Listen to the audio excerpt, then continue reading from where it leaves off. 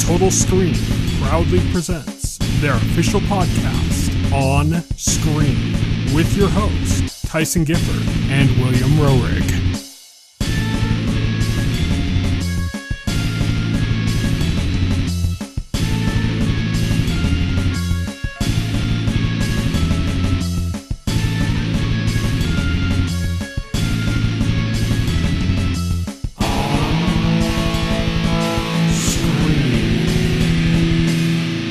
Everybody, and welcome to On Screen, the official podcast of the Total Screen. My name is Tyson. My name is Will. And today we are celebrating our 150th episode of On Screen by, if you've listened to this podcast or a previous podcast, you know what that means. Every 25 episodes, we play a round of advocates of great entertainment. And we're going to be doing that again this week, and we're going to be doing a sequel to what we did was it last time that we did the Regret Watch? Or I don't remember, but one of the times we did Advocates of Great Entertainment, we did something called Regret Watch. And we basically said, what's something that we regret not having seen? And we each picked something this time. So instead of picking something we've already watched, we picked something that we've been meaning to watch but haven't ever gotten around to. And we're going to be discussing those two movies. And that is our main segment for this podcast episode. But we also have quite a bit of news because Comic-Con happened, a few trailers in that news as well. And we have an On the Horizon segment, which is where we're going to get started with our On the Horizon segment.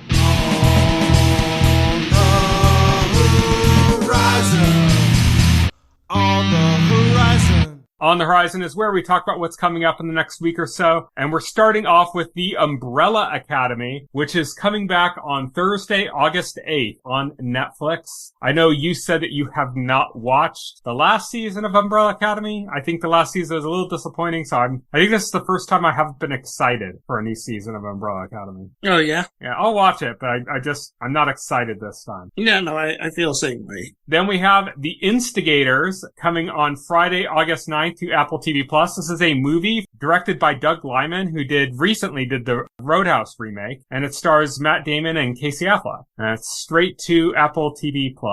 Next up, we have Tales of the Teenage Mutant Ninja Turtles, which continues on kind of the story of Teenage Mutant Ninja Turtles Mutant Mayhem, the movie. But this is like a 2D animated version of it, or with those characters. And that's coming on Friday, August 9th to Paramount+. Borderlands is coming to theaters on Friday, August 9th, as is It Ends With Us, which is the new domestic abuse movie starring Blake Lively. That's also coming Friday, August 9th to theaters. Cuckoo, which stars Hunter Schafer from Euphoria, is coming on Friday, August 9th to theaters. It's a horror film. The Last Front, which stars Ian Glenn from Game of Thrones. That's Ser Jorah from Game of Thrones. And it's in a World War I setting. And that is coming out on Friday, August 9th in theaters as well. So quite a few movies in theaters this week. But that's it for our On the Horizon segment. And now we're moving on to our new segment, On Beat.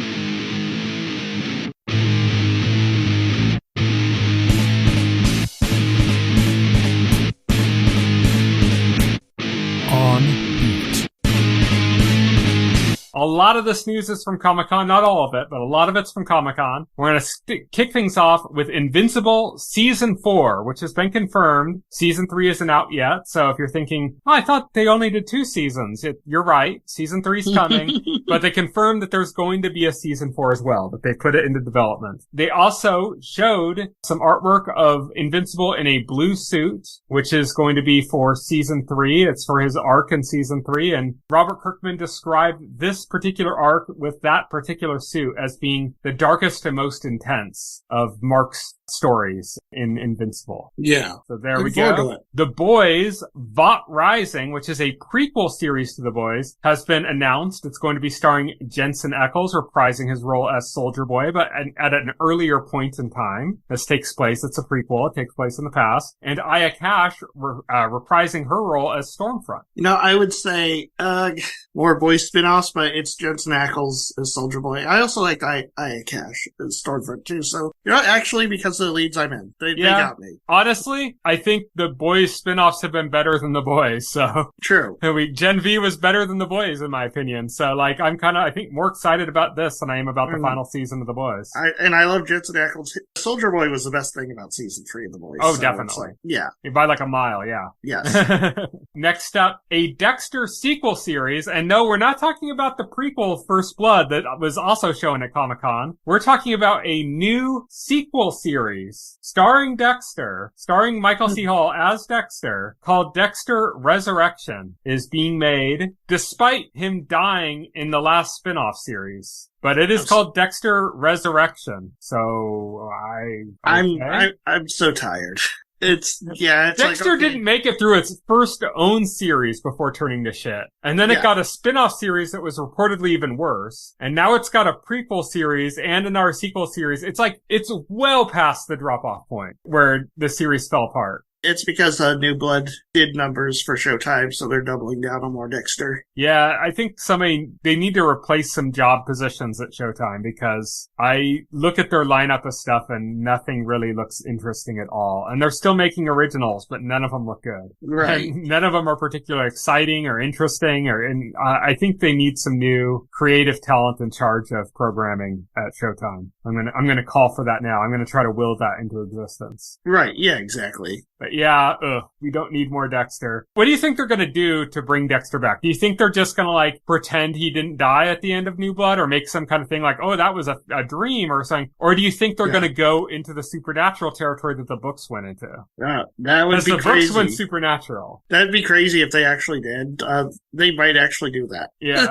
Our next news story is Deadpool and Wolverine cleaned up mightily at the box office, and the MCU itself set a new record as well. So to go over the numbers real quick, Deadpool and Wolverine earned $211 million domestically, beating an estimate of $205 million that was made. So it beat it by $6 million, like its estimate. This is for the first 3 days, domestic. It made $444.3 million globally in its 3-day haul. This is now the highest R-rated opening of all time, and it is the 6th biggest opening of all time, just period. None of this surprises me in the least. I'm not shocked by any of this. I mean, people love Ryan Reynolds, first of all. People love the Deadpool movies. The first 2 movies did very well. I think when you pair that with Wolverine, who's one of the most popular fictional characters of all time, Wolverine is one of the most mainstream superheroes ever, and it's Hugh Jackman's Wolverine, and Hugh Jackman's Wolverine is very beloved. You put those 2 things together, you got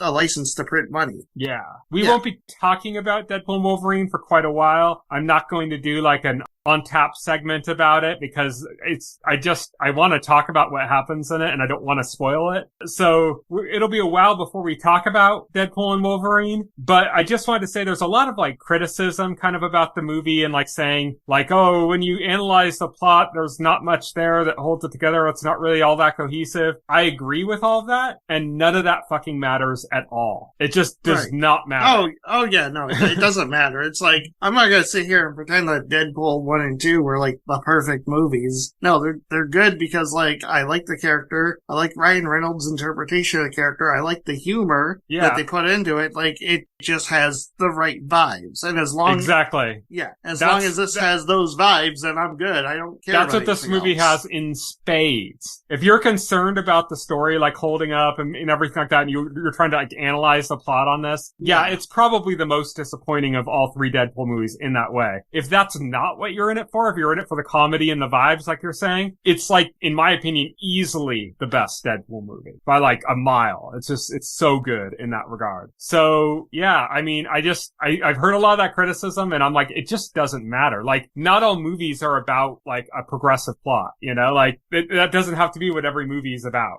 Movies have different goals and achieve things in different ways. For me, the joy of this, it's going to be seeing, Deadpool and Wolverine work off of each other, as a duo. Yeah. As long as the movie delivers that, I don't really care what else it's doing. It does in spades, and there's a lot of other stuff that's good too that I'm not going to talk about because it would be spoilers. A lot of other stuff, I should say. Right. But it's great, and it doesn't have to lean into what everything else is. But we're talking about the box office return, so back to that. It is set to be the second R-rated movie in history to cross $1 billion global. The only other R-rated movie that has done that is Joker. And Deadpool and Wolverine hasn't done that yet, but it very well could by next weekend or next week, I mean, it's like with already doing 444 in a 3-day haul, it's well positioned to reach that in like a couple weeks, basically. So it's going to cross 1 billion. So that's a big deal. Like I said, the only other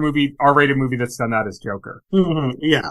The other piece of news related to this is that MCU as a franchise, like the entirety of the MCU, which is 34 movies, has now made 30 billion globally. It is the only franchise that has done this. Star Wars has not done this. How many film franchises is 34 movies? Well, yeah. I don't know about anything really, but Star Wars didn't do it.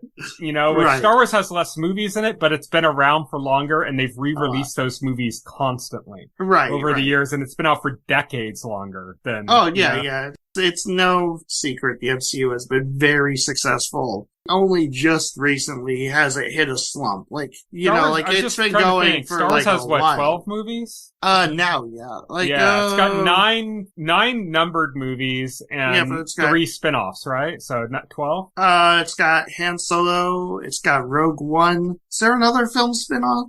Maybe not. Maybe it's 11 then. Maybe it's 11, yeah. They have more coming, but. Ironically, almost an equal number of films under Disney than Lucasfilms, funny enough. Yeah, very close. It's just crazy news. Expected it was going to happen as long as the MCU was kicking, it was gonna happen, but it's officially done it now. It's the first film franchise to cross 30 billion. Next up, we have some Marvel news from Comic-Con. This is from the Hall H panel. Speaking of Marvel. Yeah. So we got quite a bit of news from there. We're going to rush through here. First up, they started off their event, their Hall H panel, with Captain America 4, Brave New World. And we got a few new pieces of news from that. Giancarlo Esposito's character has been confirmed to be Sidewinder. Yeah. In the comics, the founder of the Serpent Society, which funny enough is the Serpent Society is a villain group, technically, but it's actually a supervillain union for snake themed supervillains. So they were all unassociated supervillains with snake themes, and then he just brought them into this sort of union. Yeah. And they announced that Harrison Ford's Thunderbolt Ross will transform into the Red Hulk. There were some questions about that. People were thinking that Red Hulk was going to be a different character. And they said, no, it is Harrison Ford's Thunderbolt Ross that will be the Red Hulk. And he did mocap for it, I guess. But we'll see how that ends up working out. Yeah. We also got some stuff for, that was for the Thunderbolts that was talked about. And then we got Fantastic Four. They brought the cast on stage and they talked a little bit about that. They showed the flying car, there a few little things that popped up there, but the big pieces of news to give is that it got a title, an official title, which is the Fantastic Four First Steps. And although it was already seen in the artwork and had been kind of established, they gave a real kind of official statement about it using a 60s futurism aesthetic, and they cited an artist in particular, which is Sid Mead. Yeah, which is really being cool. Kind of the inspiration for the art style of what that world is going to look like. Right. Then that was kind of what we knew was going to be at the panel. And then they dropped some surprises on us. So the first thing they did is they brought out the Russo brothers. And they said, hey, the Russo brothers are going to be directing Secret Wars. And we already knew about that. I mean, we had an idea about that. It wasn't confirmed. Well, we'd reported on it being a rumor that they were in talks for it. So we kind of knew this was coming. But it was confirmed there. They also announced that they're going to be doing the Avengers movie that comes before Secret Wars. It was previously called Kang Dynasty, and they announced now it's going to be done by the Russo brothers, specifically it's going to be Duck Dynasty. Yeah, specifically because there's a character that they want to introduce to make Secret Wars work. And they announced the title of that movie as Doomsday, which of course means Superman. It's going to be the Doomslayer from Doom. It's going to be Doomsday from Superman. Yeah. Surprise, it's a DC crossover. Yeah. James Gunn got on stage. It was crazy now. Well, they brought on a bunch of people in Doctor Doom cloaks and costumes with the mask and the green cloaks. And it's okay, so it's Doctor Doom. And then they announced who's going to be playing Doctor Doom. They said there's only one actor talented enough to play this role. And it's going to show you the full power of the multiverse to be able to cast this actor. And we're okay, who is this? Who are they going to give us? Somebody steps forward in a Doctor Doom cloak and mask, pulls the mask off, and who is it, Will? It's frickin' Robert Downey Jr. Oh, shit. I didn't even know that. I thought it was the guy from Duck Dynasty. Oh, fuck. Oh, yeah. Oh, no, that's the wrong MCU. Oh, yeah. But yeah, that's Robert Downey Jr. back playing Victor Von Doom, Doctor Doom. Yeah, I mean, crazy. Yeah, crazy. Okay, so like I had like a roller coaster ride of emotions.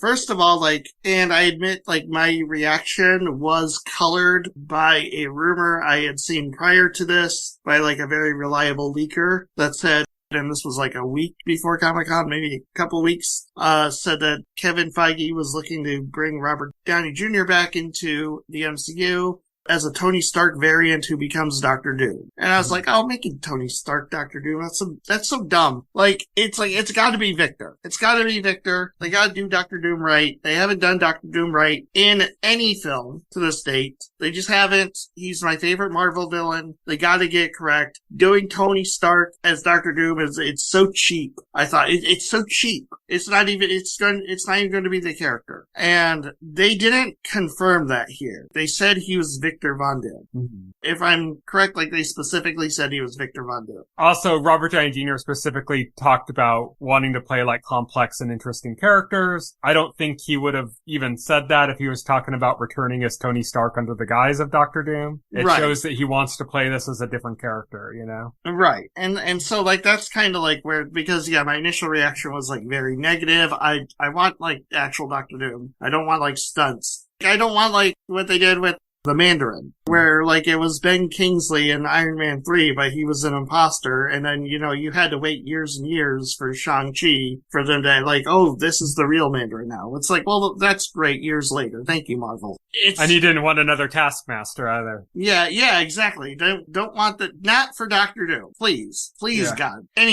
What if they made him a giant cloud? Yes. Like, they just did this character so dirty all this time, and I was like, come on, man. But, you know, as I thought about it, I said, okay, they never said he was Tony Stark. If he is playing Victor Von Doom, Robert Downey Jr. is a fantastic actor. If they got a good story around it, like, I'm game. I'm game if they do it correctly. Absolutely. Yeah, I mean, I'm cautiously optimistic is what I'll say, you know? I am very intrigued, but I'm cautious as well. That's kind of the way I'm looking at it. But, like, I have some trust in the Russo brothers. I know they want to do Secret Wars right. That's like what they've always cited as being the one that they're the most interested in. I mean, from before they did Endgame, they were talking about Secret Wars, you know? Are they thinking of the correct Secret Wars? Yeah. That's what I'm thinking. We'll have to see. Because nothing, like, I've seen suggested they want to do 80 Secret Wars. This is the 2010 Secret Wars, which is a multiverse story. I think the original one was the Beyonder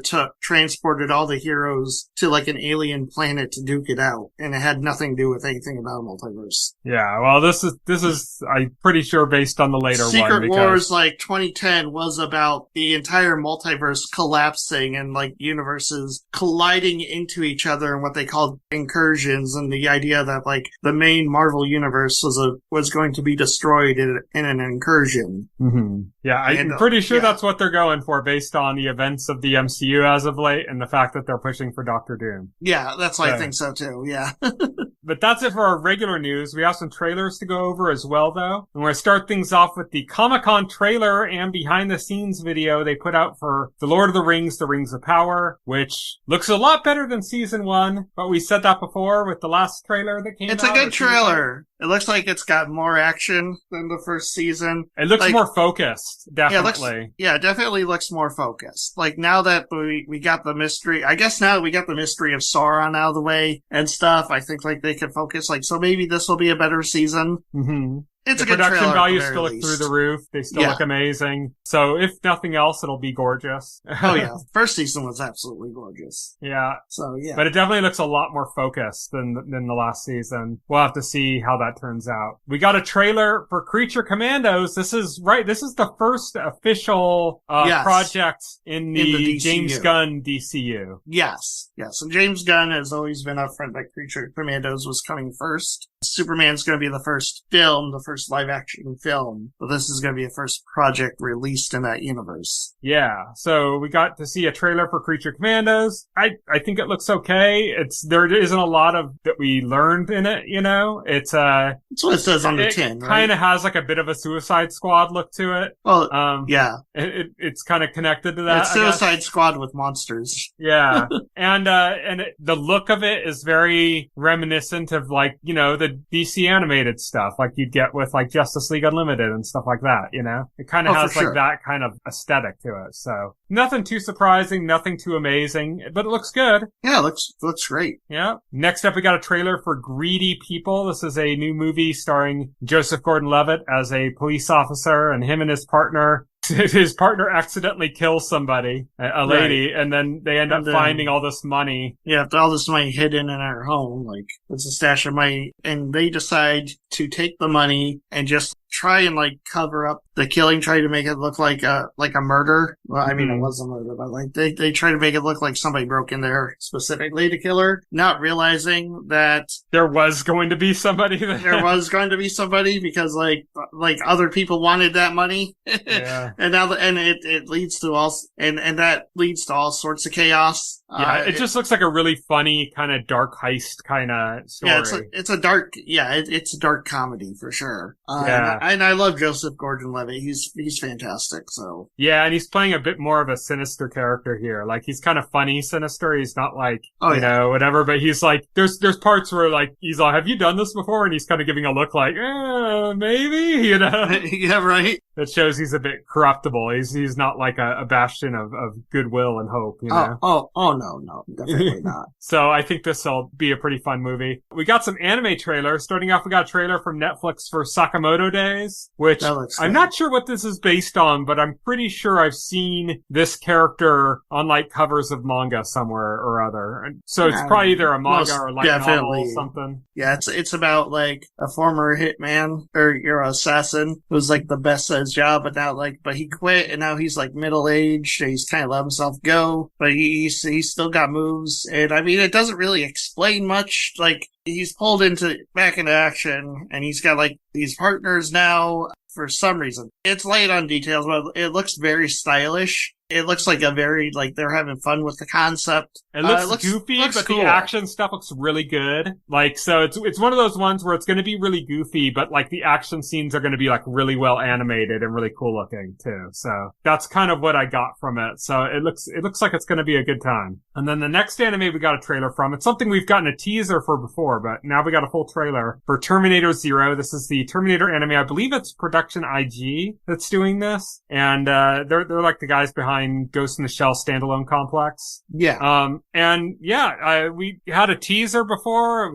Didn't really show too much. It's just like, oh yeah, that certainly is Terminator as an anime. That's kind of all we really got from it before. And now we're kind of getting a little bit of the plot. We're getting a little bit of the style being shown to us. We're kind of more idea on like the kind of characters that we're going to be seeing through this. And I think it's looking pretty good. And they did your favorite thing ever, which is to take a song and make it very dramatic for the trailer. Yeah, but like I was saying, like I barely noticed in this case because like it's Smashing Pumpkins, it's Billy Corgan, and it was like already like dramatic to begin with. Mm-hmm. So it's like, oh okay, like I barely even noticed. Like there's barely a difference. Killing me is killing you. Yeah. Oh yeah. So yeah, I think it looked really good. Definitely looked better than it did in the teaser, I think. Like, it's more interesting, but you know, that's a teaser really was only showing, look, it's animated Terminator. That's kind of all we really got from that. But this looks pretty good. And then to round out the Netflix stuff that got dropped, we got a date reveal for Squid Game Season 2. And it's just like a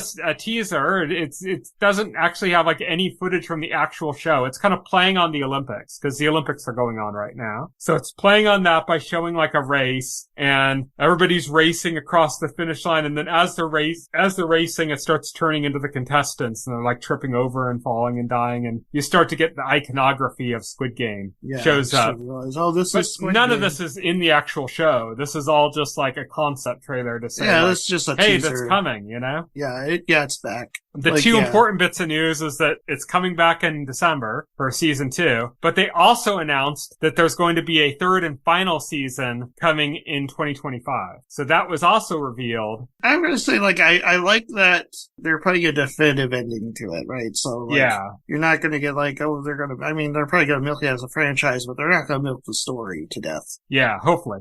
Yeah. And then the last thing that we got in the trailer was every so often Netflix will do like their logo, like what you see when you start up a show on Netflix, the Netflix logo, the like or whatever, you know, that logo thing, they'll theme it around the show that's starting up. And they ended this teaser with like what looks like Squid Game's version of that. Squid Game's going to have their own logo, which makes sense because they, like I said, they've already done this with some stuff. I know they did it with Stranger Things because I've been rewatching Stranger Things in every episode now. Even the season 1 episodes start up with like, you know, a very Stranger Things themed and Netflix logo, you know? And now they're doing it with Squid Game, and it looks like the hallway with the weird stairs and doors and stuff, and then that turns into the Netflix logo. So that was like the last kind of cool detail of that teaser. But that's it for our news segment on Beat. And now we're going to move on to our final segment of the show, our main segment, Advocates of Great Entertainment. Advocates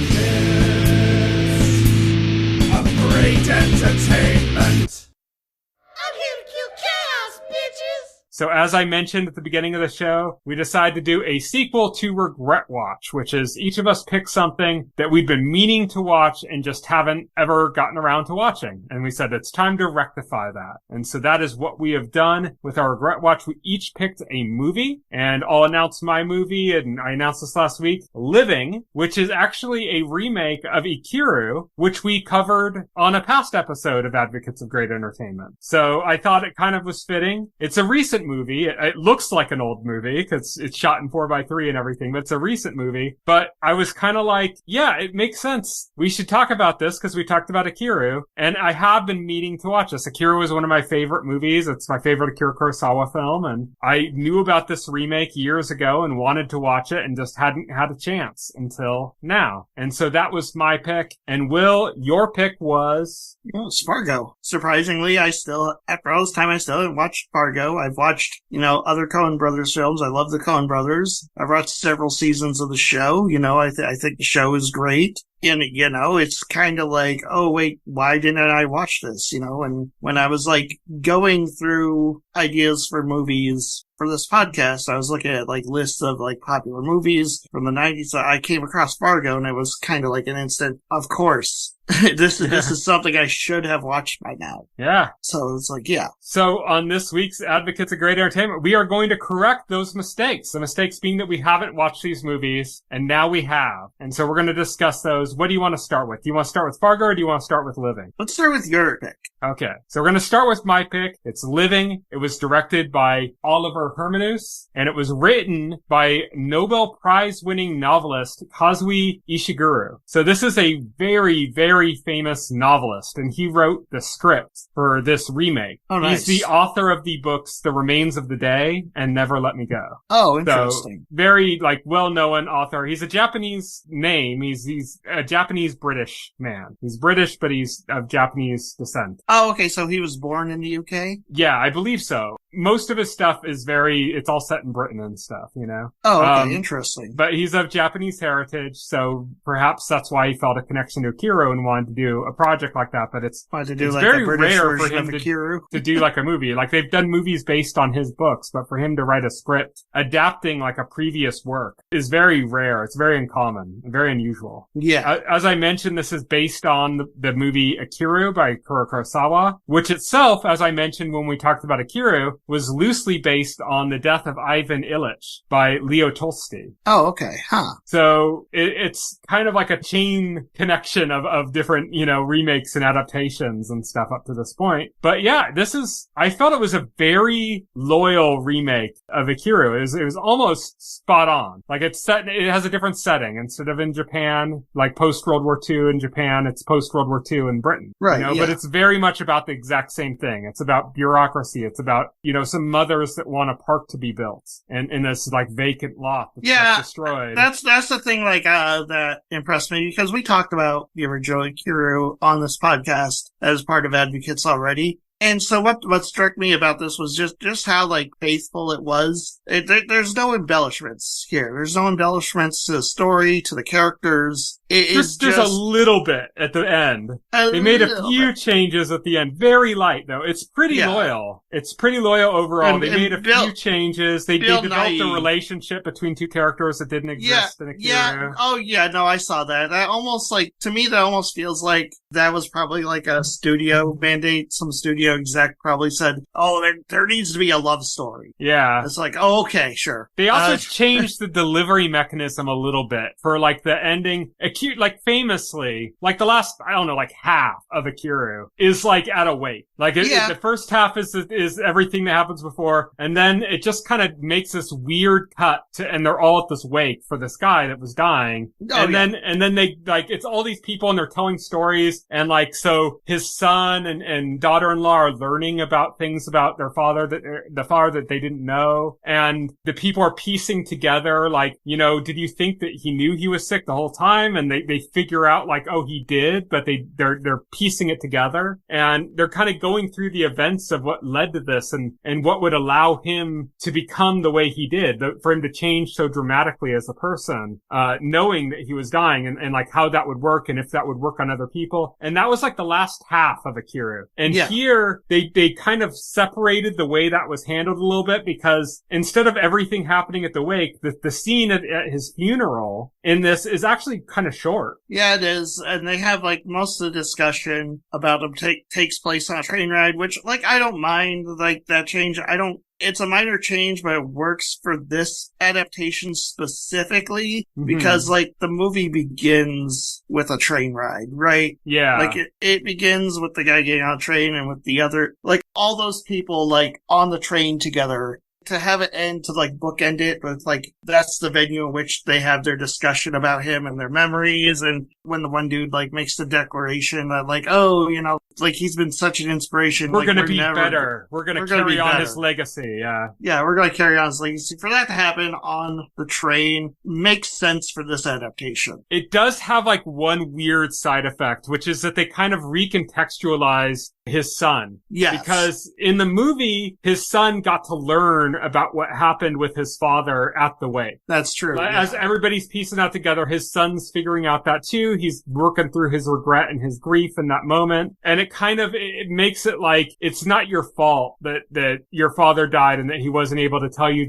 these things. And it allowed him to kind of move on. And it was kind of, it treated him a little bit kinder. Yeah. In this one, it kind of treats him not nearly as kind. And instead, it's kind of leaving his character to be a bit haunted. Yeah. Because he doesn't understand why his father didn't tell him. He figures out that this girl that was rumored to be having an affair, which, you know, the same thing happened in Ikiru, that she knew about it. He figures that out, but he never gets to like learn all the details. He doesn't get to learn like how his father had changed to become a better man. They also make an implication, and it happens very quickly, where he says, I wouldn't have pushed him out if I had known that. So he kicked him out of his house. Yeah. And that's almost a bit of a darker twist for like... It's almost as if the author of like this version, you know, resented the son from the original, and just like took the position that like, oh, he was so rotten to like his dad, like he doesn't really deserve... Yeah, he doesn't really deserve the closure. Yeah,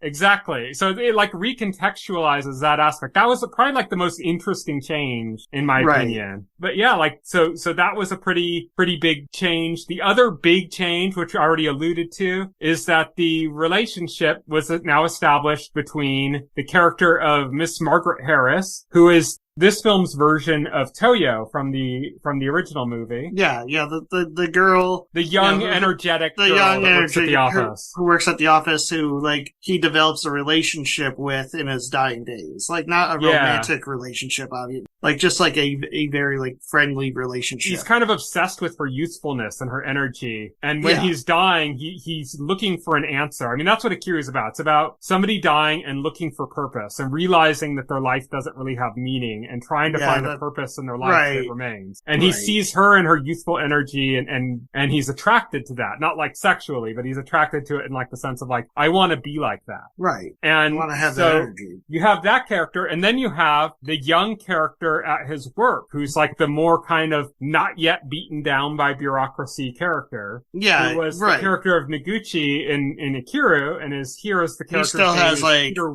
Wakeling. He still has energy, life, optimism. You know, like all these qualities that like as soon as he gets to that office are just going to be ground out of him as time goes on. Yeah, and in here they end up after Rodney Williams' death. That's the main character played by Bill Nye, that's their version of Kanji Watanabe from Ikiru. Is Rodney Williams. After his wake, the two of them end up meeting up, and you can start seeing a relationship developing between them, like a romantic relationship between these two characters as they're affected by Mr. Williams. Oh yeah, and they kind of hint that like at the beginning when he first gets to the office. When he meets her, they have like a bit of a moment, but I immediately like clocked it as like, okay, yeah, these two are gonna develop a romantic relationship. They're gonna fuck.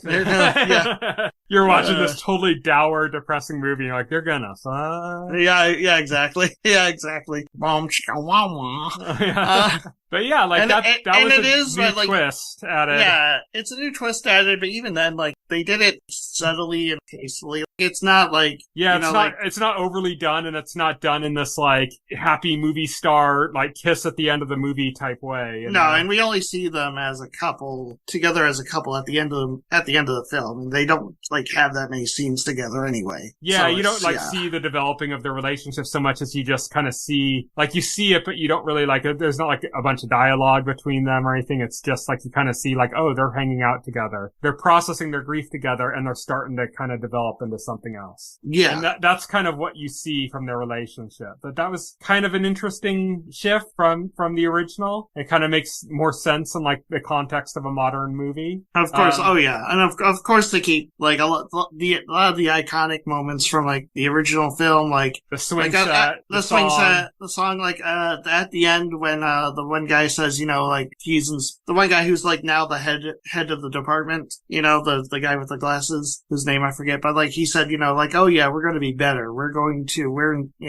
inspired by him. We're going to do better. We're going to be better. And then that scene at the very end when they're back in the office and just goes back to business as usual, administers things, and the new guy, the young guy... He stands up to protest that. He stands up to protest, and then he's can't muster up the courage to go through with it. Yeah, and then he just sits back down. Yeah, I think that's basically what happened in the last movie, in Ikiru as well. That's exactly what happened. The way Ikiru ended was with him walking by and seeing the playground. Yes. And like, there was kind of an idea that, like, maybe he'll change, but he hasn't changed yet. Like, maybe he'll have the courage to push forward and change and be a better person and do that, but he hasn't done it yet. So kind of Ikiru ended on kind of like a possibly hopeful note, but like not like it went dour, and then it's like, but there's a chance. And that's kind of how Ikiru ended. I think they like emphasized that a little bit stronger here by having the scene with the police officer that he encounters by the park. And in Ikiru, the patrolman, he came to the wake and told the story about how he saw him on the swing set and how he felt like, maybe if he had done something, he'd still be around. Like, that was in Ikiru as well. But like here, instead of happening at the wake with everybody there, it's only an encounter between this one character and the patrol officer. Yeah, exactly. And then they positioned that scene between the office scene and the scene where he looks out at the park one last time. It's kind of like the ending scene now. Okay. Yeah.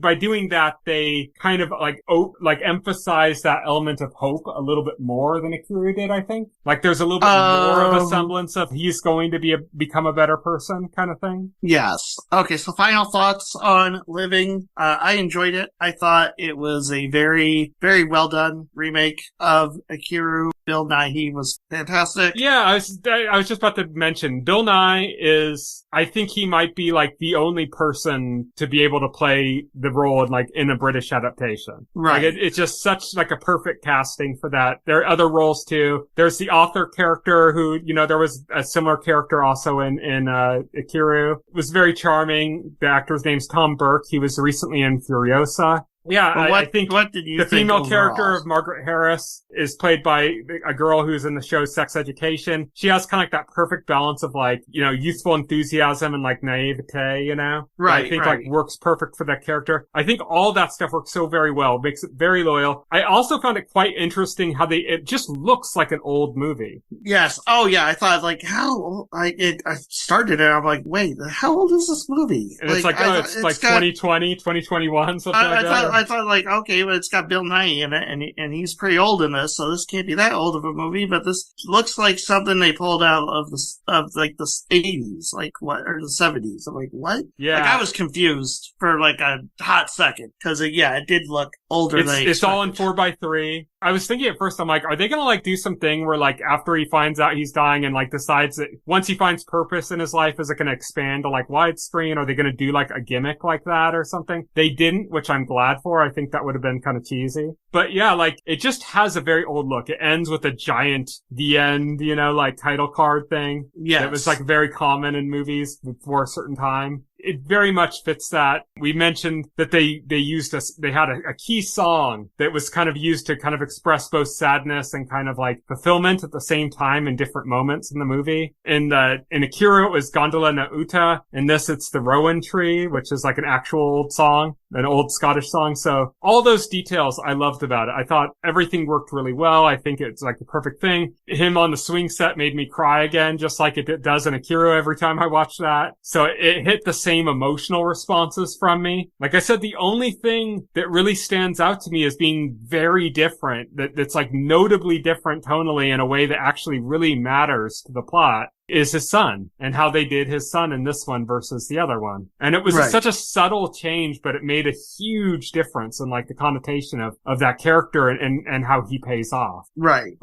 Let's move on to your pick. Your pick was Fargo, as you mentioned, of course, written and directed by Joel and Ethan Coen. Yes. And you hadn't seen this before, but you'd seen the series. So how does it feel watching the movie now? Weird. It's weird because it's obviously all the references that the show has pulled from this is it's coming back to me. It's oh, okay, yep, this is okay, I recognize this. This is what they did, and it's not even just season 1 too. It's the abduction scene is very similar to what they ended up doing in season 4. Oh, there's a lot of stuff in here that's made me think of season 4.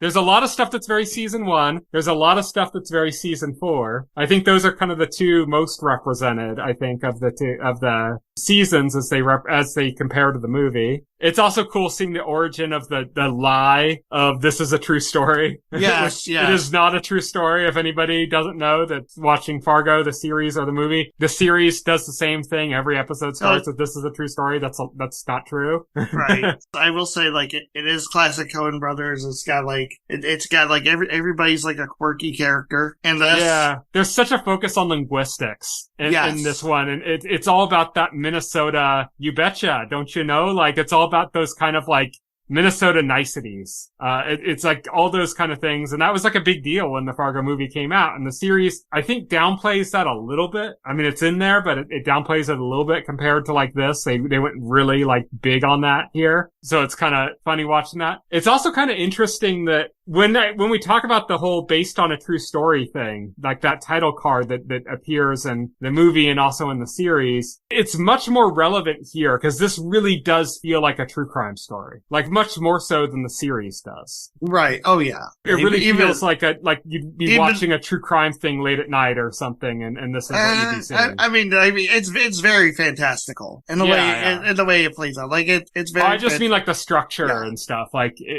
The events, of course, go absurdist and weird and absurdist and weird. Yeah. Here's Stormare playing a very classic Coen Brothers style psychopath. Just like this very quiet, mysterious person. He's not like a brilliant Luciferian character like Billy Bob Thornton's character in the first season. He's like, not that. Right. He's just, the thing that's crazy about his character is he just doesn't care. Yeah. Like he just doesn't have any emotion. Like he could just kill somebody he's been working with and have no qualms about it. Just nothing. Just does not care. Over something stupid like a old car. Right. Yeah, exactly. He just doesn't care, and, you got Steve Buscemi as this criminal, he teamed up with it, like, it's very clear, like, in the scene with their car, like, Steve Buscemi doesn't, like, really know this guy, Geir Grimsrud, like, that's who Peter Stormare is playing, like, he doesn't really know this guy that well, it's never, not explained where Steve Buscemi found him, but it's clearly, like, Steve Buscemi took this job from William H. Macy on behalf,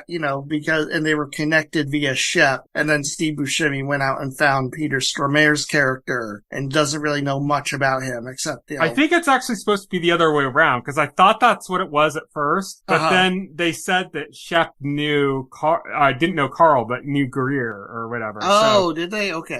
So Carl encountered the other guy and Peter Stormare's character, and that's how he got. Well, how would Steve Buscemi figure into it then? They don't explain it, but I think that's like intentional. It's very like, that's kind of going with the whole true crime thing, where it's just like there's some weird element that's like, well, how did this happen? And it's like, oh, well, it's a true story, so just accept it, Yeah, right. Yeah, just accept it. Just accept what we're giving you. Yeah, I like the weird idiosyncrasies they added to Steve Buscemi's character. His just kind of obsession with like, you're late to this meeting, and that's like the way he was just obsessed with that, like that being an impropriety or being like rude. I like whenever a witness is asked to describe him, they just describe him as a funny looking dude, and they can't like give any more like detail than that. Yeah, they're just like, just like real funny looking, like more so than normal or something. There's funny how, where, like I don't know. There's this like one scene where like this cop is interviewing like this barkeep, like at a bar, like near the lake where they're hiding out, and he's saying like, oh, like he asked if we got woman action. I said, this is not that kind of place. And then he asked her, well, how do you look? And he's like, funny looking. Yeah, funny looking how? Just a general, funny looking, like just a general way. Yeah. Yeah. Like that's funny. You got to see the famous wood chipper scene. Yes, yeah. Peter Stormare, like, put Steve Buscemi in the wood chipper over the argument over the car. Yeah, such a petty, stupid argument. And yeah. After Steve Buscemi got shot, killing William H. Macy's father-in-law, Jerry Lundegaard, who, by the way, he is, again, you see this in the Fargo series, he is, like, the classic, like, the sad sack. Yeah, he's reminiscent of Nygaard, who is who is, like, the protagonist. I can't think the actor's name in season 1. Yeah, Martin Freeman. Martin Freeman's character, yes, in season 1. He's very much like him, but whereas, like, Martin Freeman's character in season 1 of Fargo, like, became more dark and calculating as the season went on. This is basically what Nygaard was like in, like, the first episode, Oh, yeah, exactly. And again, there's aspects they don't explain in this because, like, he is desperate to get, like, money from his father-in-law. And, like, he tells him at the beginning, like, oh, he has issues, like, he can't directly ask for the money. He needs, like, his wife to be kidnapped so that they give him the money in a ransom. Yeah, and I like that they specifically called that out as being like, that doesn't make any sense. And he's just like, well, it's my own personal business. Stay out of it. Or something. Yeah, it's my own personal business. Like, he kind of, like, intimates that he's in some kind of trouble, but then there's, like, no indication he's in any kind of trouble for, like, the entire runtime of the film. The only thing, like, he talks about is wanting to, like, build a parking lot to his father-in-law, like, needing money to build a parking lot.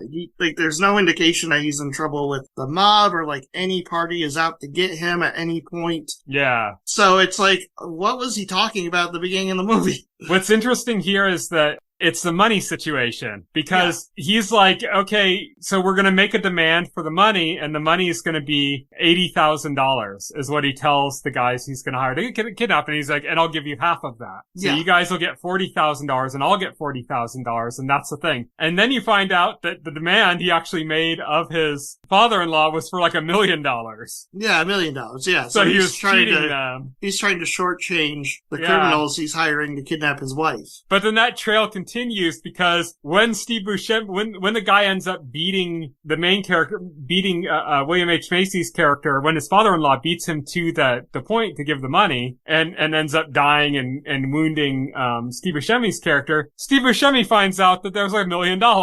Yeah, and he's like, what the fuck? And he takes it, he buries it, takes 40 grand out of it and gives it to his partner, you know, and pretends like, oh yeah, there's your half of the money. We got the money, there's your half, you know, like. And there's continuity with the series there. Yeah. Did you know? Because in the first season of Fargo, the one guy who owned all the grocery stores, he started his fortune because he found it buried in the snow. He found the money from this movie. From this movie. That's funny, yeah. And again, we can't talk about Fargo without talking about Marge Gunderson. Yeah.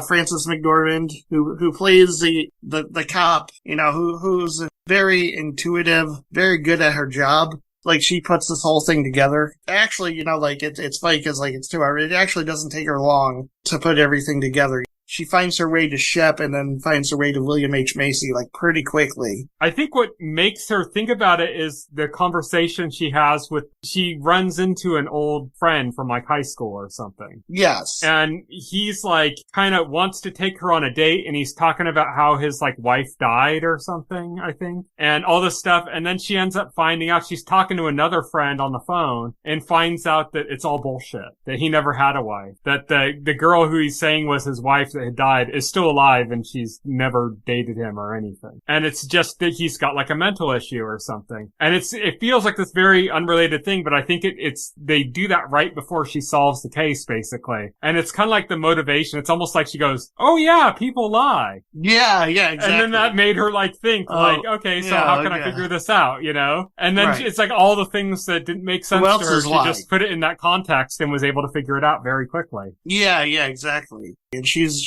the one who puts it together. Jerry's, like, entire plan just goes to pieces because, you know, like, his wife ends up dead. He never gets the money he's after. You know, like, his father-in-law ends up dead. And yeah, he's arrested. Gerard Grimsrud is arrested. And it was funny, it's a funny scene where, like, he's arrested by, Marge. And she's got him in the back of a cruiser and she's just, like, lecturing him, you know, like, geez Louise. What's the point of all this? What is the point of all this? Just for a little bit of money? You know, there's more to life than money. You know? And he's just staring blankly. Yeah. Just a funny scene. Again, yeah, I mean, it's got all the, hallmarks of the Coen brothers in this film. Mm-hmm. I like the kind of like the simple but wholesome relationship between Marge and Norm, her husband. Oh yeah, her husband, that she has a good... From the Drew Carey show? That she has a good relationship with her husband. It's nice to see that because, you know, like, you don't see that too often these days. You know, like, it's just a very wholesome relationship, you know? She gets up early because she gets a call about work, and he's getting up and he's like, well, I'm going to cook you breakfast because you need to eat before you go out. And she's like, oh, you don't have to. He's like, no, you need to eat breakfast. So I'm going to go cook you breakfast. I insist. Yeah. And he gets up and and when he gets up, you know, you see that smile on her face because, you know, that says, you know, she's appreciative because that's exactly what she wanted him to do. Mm-hmm. And then you have, like, at the end, the whole thing about, you know, he submitted artwork for a stamp. Yeah. And he's talking about how he got, like, I only got, like, the 2-cent stamp.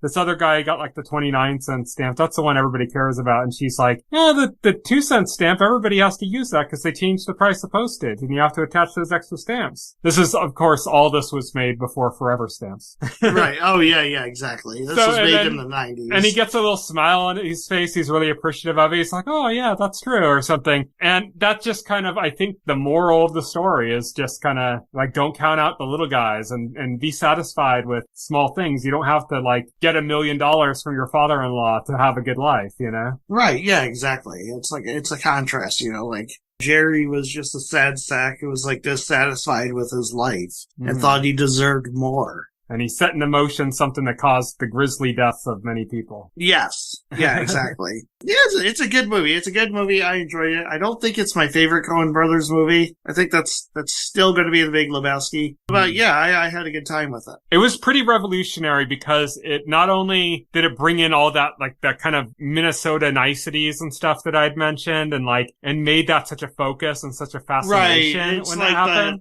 the contrast, the selling point was like, oh, it was about like small town, Minnesota, and like these nice people, it's a setting where you don't expect grisly things to happen, and grisly things do happen. Yeah, and I think that was very kind of revolutionary for its time, because most stuff was set like in kind of these very Hollywood type locations and these very specific, and nobody had really ever done like that kind of setting for like a major movie. Like it's very ignored. And so it brought a lot of focus to that, which was kind of interesting because it was very new. And you could tell there was like a fascination and just like the way people talked and the way people acted and stuff was such a fascination to the Coen brothers. And that was portrayed on there. And the other thing that was really revolutionary about this film was that you rarely saw films that were made in like snowy areas before this. Oh yeah. It's very hard to film in like those all whited out scenes where everything's covered in snow and stuff. It's very hard to do, just logistically, to film something like that. And the Coen brothers kind of figured it out. They kind of cracked the code with Fargo. And now you've seen other movies that have done that since. I remember reading something. It was like an interview with Sam Raimi, who is good friends with the Coen brothers. And he directed the movie A Simple Plan, which has a similar setting. Right. And he talked about when he did it, the first thing he did when he got the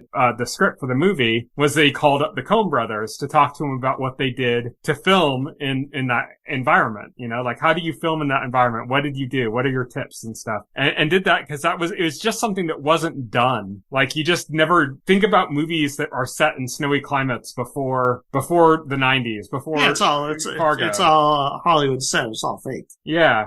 Like, nobody really used those kind of environments. And then since then, there's a lot of movies that have done that, a lot of shows and movies, But Coen brothers were kind of the ones that cracked the code on how to do that. So that was kind of one of its legacies. But yeah, so you finally got to see Fargo. Yeah, so cross that off the bucket list. Yeah, and so what are your thoughts? Did it live up to the hype for you? Like I said, I enjoyed it. It's not my favorite Coen brothers movie, but yeah, I had a good time. I'm happy you finally got to see Fargo, and I'm happy I finally got to see Living. Yes. So we crossed 2 regrets off our list. There are more, but they'll have to wait for another time. Another half a year or more. Yeah. But yeah, so that's it for our Advocates of Great Entertainment segment, and that's it for our podcast for the week. Thank you, everybody, for listening. You can follow me on Twitter. I am at Tyson Gifford. Will is at Voxel Hero. You can check out our website, thetotalscreen.com. If you go to our website and open up the container story for any of our podcast episodes and scroll down to the last paragraph, you'll find all of the relevant links to our SoundCloud page, our RSS feed, all that stuff. It's all there. You can also subscribe to the podcast through your favorite podcast client of choice, like Apple Podcast or Pocket Cast, and the entire backlog of our podcast is available on our YouTube channel, as well as additional content through the years. We have top 10 videos, we have reaction videos to Hannibal, all sorts of stuff that's old that's on there from way back. So you can check all of that out there as well. Next week, we are going to be talking about the season finale and the penultimate episode of the season for House of the Dragon. That's why we're not talking about this week, because it was our 150th episode and we had to do this.